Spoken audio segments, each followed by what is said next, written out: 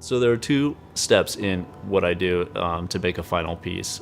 It basically starts in the hot shop with blowing, sculpting, hot glass, doing whatever, and then that's what I call a blank. And then the blank is something that I can then take to my cold shop and kind of finish the final piece, put it into a final piece, whether it's carving, polishing, faceting, laminating, that kind of thing.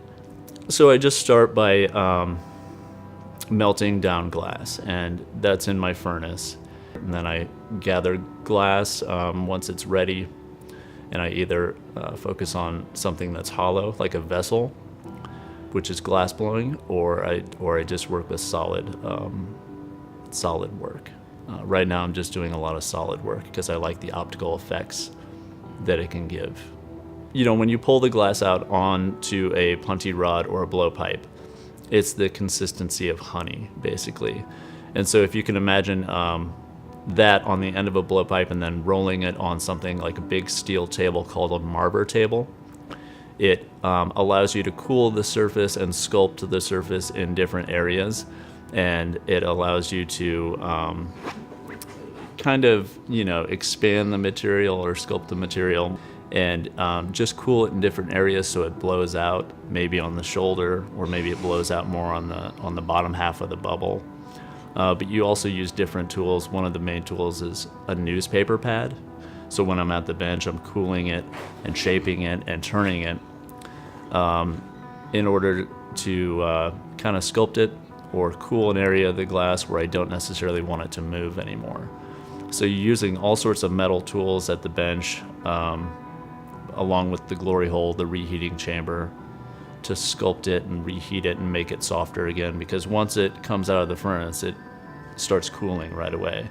And once it cools, it starts hardening. So you only have a kind of a limited amount of time to work with it once it's out of the furnace, and then you got to reheat it. So it's a lot of reheating process, working with the tools, going back into the heat, coming out, shaping, blowing, sculpting, that kind of thing. So once you put it in the annealer after it's done in the hot shop, you take it out the next day, and I don't really want to cut it or work on it until a day after that. So it's like 2 days after that I could start actually cutting it with the diamond saw, or grinding it on the diamond lathe or the belt sander, or doing whatever. But there's just so many techniques with cold working there, it just brings it to a whole different level. And that's really what I've kind of gotten into.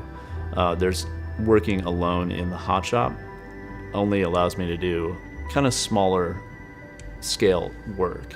You know, there's a limited amount of things that I can do in the studio, but if I start with cold working processes, I can do so much more. And I've discovered that in the past 10 years, and I've really kind of elaborated that and brought that process into the medium a lot more.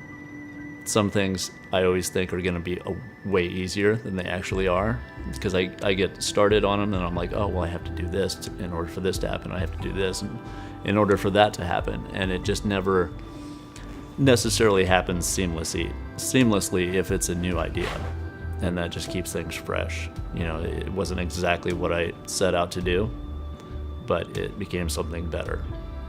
And then sometimes it happens where it's exactly the way I planned it, and it's a miracle. So it just kind of changes from day to day. Like my concepts, my ideas, you know, they're basically based on, you know, nature, or like transparency in nature, like water, ice, you know, things trapped in water or ice, you know, and like looking at things kind of, or thinking about things on a molecular gestational level, or like a microbial level, are the things that kind of really fascinate me and kind of interest me. That's kind of like the concept of my work right now. But like I said, it changes.